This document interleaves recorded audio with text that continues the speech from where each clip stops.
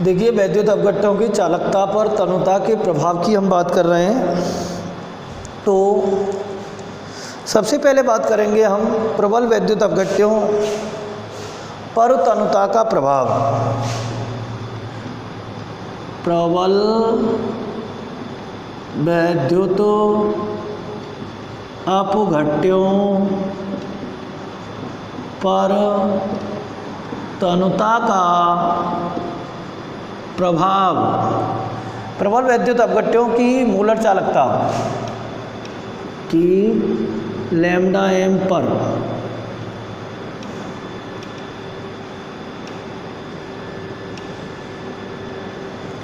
देखिए, जैसे आप प्रबल वैद्युत अपघट्ट की बात कर रहे हैं, जैसे NaCl ले लिया आपने, KCl ले लिया, KNO3 लिया, BaSO4 लिया, CaSO4 लिया, ये सब प्रबल वैद्युत अपघट्ट होते हैं। H2SO4 लिया, ये सब प्रबल वैद्युत अपघट्ट हैं। प्रबल वैद्युत अपघट्ट ऐसे पदार्थ होते हैं जो अपने जलीय विलयन में पूरी तरह आयनित हो जाते हैं, अर्थात जब इनमें और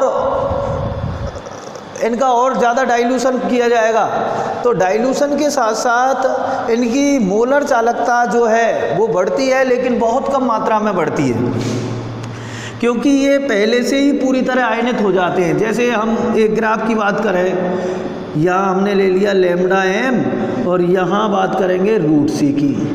तो ऐसी स्थिति में जैसे KCl विलयन लिया है आपने, KCl विलयन की मान लीजिए मोलर चालकता इतनी है शुरुआत में।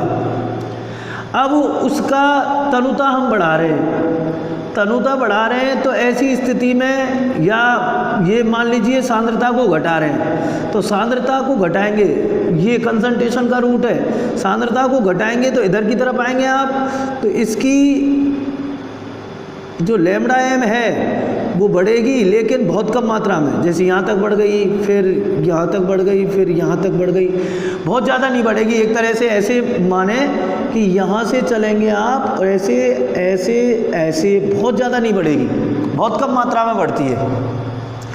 इसके लिए फॉर्मूला होता है लैम्डा एम बराबर lambda M not minus A root C. ये डेवाई, हगल एंड आंसगर नामक 3 वैज्ञानिकों ने फॉर्मूला डेवलप किया था, जिससे आप प्रबल वैद्युत अपघट्टों की मोलर चालकता पर तनुता का प्रभाव देख सकते हैं।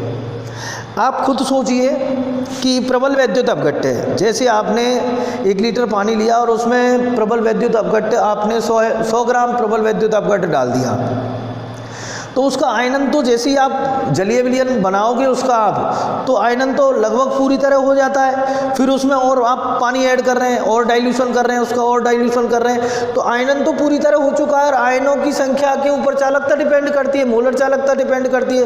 तो जैसे जैसे आप और पानी ऐड करते जाएंगे तो उसकी मोलर चालकता पर बहुत कम इफेक्ट पड़ता है, अर्थात सांद्रता जैसे जैसे घटाई जाती है उनकी मोलर चालकता बहुत कम बढ़ती है। अब इसी प्रकार से यदि दुर्बल वैद्युत अपघट्टों की हम बात करें, दुर्बल वैद्युत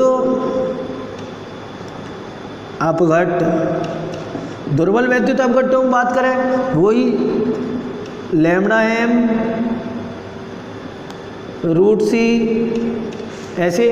अब देखिए, जैसे CH3 COOH NH4OH, ये सब क्या होते हैं? दुर्बल वैद्युत अपघट्ट होते हैं। अब दुर्बल वैद्युत अपघट्ट की अनंतता पर मोलर चालकता की बात कर रहे हैं हम। ऐसी स्थिति में जैसे आपने इसकी तनुता बढ़ाई और ये मोलर चालकता इस प्रकार से बढ़ेगी, ऐसी। अर्थात पहले आप सांद्रता को कम कीजिए, मोलर चालकता थोड़ी सी बढ़ेगी, फिर सांद्रता को कम किया और मोलर चालकता बढ़ेगी। मतलब तनुता जैसे जैसे बढ़ाते जाएंगे, अर्थात उसका डाइल्यूशन जैसे जैसे करते जाएंगे, वैसे वैसे उसकी मोलर चालकता बढ़ती जाएगी। क्योंकि दुर्बल वैद्युत अपघट्ट है वो अपने जलीय विलयन में पूरी तरह आयनित नहीं होता है। जैसे जैसे आप उसमें जल ऐड करते जाते हैं उसका आयनन बढ़ता जाता है। जब आयनन बढ़ता जाएगा तो उसकी मोलर चालकता भी बढ़ती जाएगी।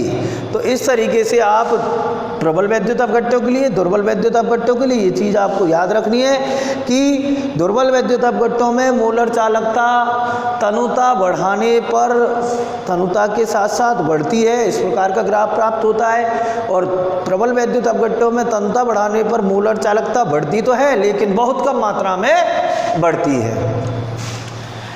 नेक्स्ट हम बात करेंगे, अब जब अनंत तनुता की बात हो रही है तो अनंत तनुता पर मोलर चालकता को आप सीमांत मोलर चालकता भी कह सकते हैं। और सीमांत मोलर चालकता पर विभिन्न प्रकार के अध्ययन हुए, जिससे कोलराउस नामक वैज्ञानिक ने अपना नियम दिया, जिसे कोलराउस का नियम कहते हैं। कोलराउस का नियम, कोलराउस का नियम बहुत इंपॉर्टेंट होता है, कई बार पूछे जाते हैं, इससे संबंधित न्यूमेरिकल भी होते हैं, इसका खुद का लॉ भी पूछ लिया जाता है। कोलराउस का नियम क्या है? कोलराउस नामक वैज्ञानिक ने बताया कि किसी वैद्युत अपघट्य विलयन की अनंत तनुता पर इन्फिनिटी या लैम्डा एम नॉट मान लीजिए इसको, किसी वैद्युत अपघटनी विलयन की अनंत तनुता पर मोलर चालकता उस वैद्युत अपघट्य में उपस्थित उसकी अनंत तनुता पर धनायनिक मोलर चालकता V plus lambda M infinity plus और V minus lambda M lambda negative infinity. कुल मिला के बात हुई कि आयनिक विलयन की बात कर रहे हैं, धनायन और ऋणायन बनेंगे उसमें, तो धनायनों की संख्या को धनायनिक अनंतता पर धनायनिक चालकता से गुणा करेंगे, ऋणायनों की संख्या को अनंतता पर ऋणायनिक चालकता से गुणा करेंगे और दोनों की योगफल के बराबर होगी उसकी अनंतता पर मोलर चालकता। हेयर देखिए, here V plus oblique V minus क्रम से धनायनों व ऋणायनों की संख्या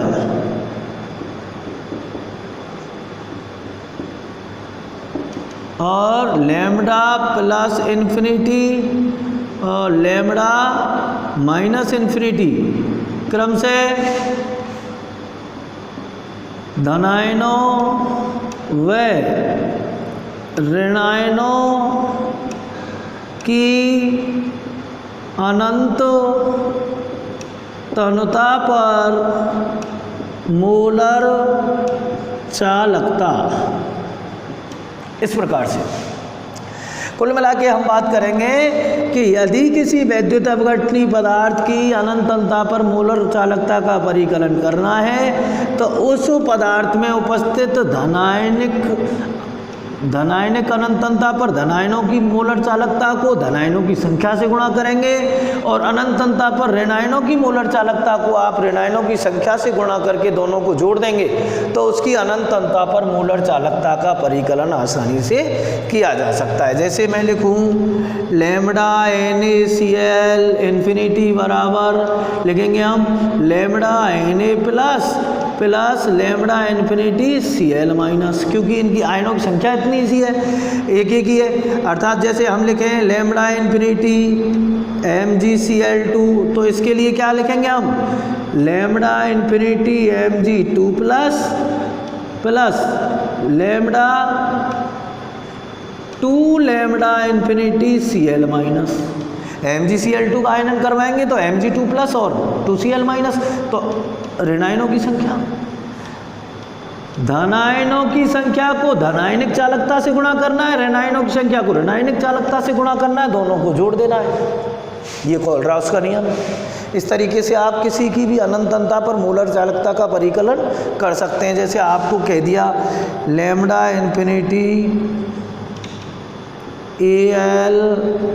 Al2SO4 का होल थ्राइस का परिकलन करो, तो ऐसी स्थिति में आप क्या करेंगे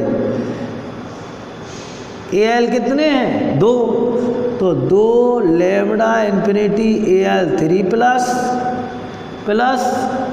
SO4 कितने 3 लैम्डा इन्फिनिटी SO4 2 माइनस, इस तरीके से लिखेंगे आप। तो किसी भी वैद्युत अपघटनी विलयन की अनंतता पर मोलर चालकता का परिकलन आप कोलराउस नियम के अनुसार आसानी से कर सकते हैं या कोलराउस नियम की सहायता से आसानी से कर सकते हैं। अब बात करेंगे इसके अनुप्रयोगों की। एक बहुत मोस्ट यूजफुल एप्लीकेशन जो है, जिसको बहुत ज़्यादा यूज़ किया जाता है और उससे रिलेटेड कई बार न्यूमेरिकल्स पूछे जाते हैं एग्जामिनेशंस में, वह अनुप्रयोग है दुर्बल वैद्युत अपघट्यों की अनंत तनुता पर मोलर चालकता का परिकलन। देखिए, कोलराउस नियम के अनुसार दुर्बल वैद्युत अपघट्यों की अनंतता पर मोलर चालकता का परिकलन आसानी से किया जा सकता है। दुर्बल वैद्युत अपघट्यों की मोलर चालकता के परिकलन में ये समस्या आती है कि उनका आयनन पूरी तरह होता नहीं है, तो कोलराउस नियम को डायरेक्टली तो आप लगा नहीं सकते। जैसे हमने लैम्डा एम इन्फिनिटी NaCl निकाला, तो लैम्डा इन्फिनिटी Na+ और लैम्डा इन्फिनिटी Cl- से निकाल दिया। लेकिन दुर्बल वैद्युत अपघट पूरी तरह जब आयनित ही नहीं हुए, तो उनकी मोलर चालकता का परिकलन आप कैसे करेंगे? जैसे देखिए, CH3COOH, इसका आयनन यदि आप करवाते हैं तो CH3COO- और H+ में आयनन होता है इसका। अब देखिए आप, CH3COO- H+ में आयनन हुआ है, पूरी तरह आयनन तो नहीं हुआ है, 100% आयनित होते ही नहीं है दुर्बल वैद्युत अपघट। ऐसी स्थिति में क्या करते हैं, इनमें कोई प्रबल वैद्युत अपघट, इसका अनंतता पर मोलर चालकता का परिकलन इस प्रकार से नहीं किया जा सकता। जैसे लिख दिया हमने CH3COO- COOH = lambda infinity CH3COO- plus lambda infinity H+। इस तरीके से नहीं कर सकते हम। क्यों नहीं कर सकते हैं? क्योंकि पूरी तरह आयनन नहीं हुआ है। ऐसी स्थिति में हम इसमें क्या करते हैं, एक बार कोई प्रबल वैद्युत अपघट एक बार जोड़ते हैं और फिर उसको घटा देते हैं। अर्थात इसी में हमने लिखा NaCl = Na+ और Cl-। एक बार इसमें जोड़ेंगे और एक बार इसको घटाएंगे, तो लैम्डा इन्फिनिटी CH3COOH बराबर, एक बार जोड़ेंगे तो ये बनेगा CH3COO- HCl, तो lambda infinity CH3COONA plus lambda infinity HCl minus, एक बार घटाएंगे अब, लैम्डा इन्फिनिटी NaCl। देखिए, इसके लिए आप लिख दीजिए lambda infinity CH3COO- lambda infinity H+, lambda infinity Na+, lambda infinity Cl-। अब इसको एक बार इसमें जोड़ना है और एक बार घटाना है। जोड़ेंगे तो Na+ इससे जुड़ेगा, CH3COO बनाएगा, Cl- इससे जुड़ेगा, HCl बनाएगा। फिर एक बार घटाना है इसको इसमें से, तो NaCl को घटा दिया हमने। इस तरीके से आप किसी भी दुर्बल वैद्युत अपघट की अनंतता पर मोलर चालकता का परिकलन कोलराउस के नियमानुसार कर सकते हैं। इससे रिलेटेड बहुत सारी न्यूमेरिकल्स आपकी पुस्तक में दे रखी हैं, आप करने का प्रयास करेंगे और नहीं होती हैं तो मुझसे संपर्क करेंगे। कल मैं आपको इनकी न्यूमेरिकल्स समझाऊंगा। कोलराउस नियम की जितनी न्यूमेरिकल्स हैं उनको हम कल बात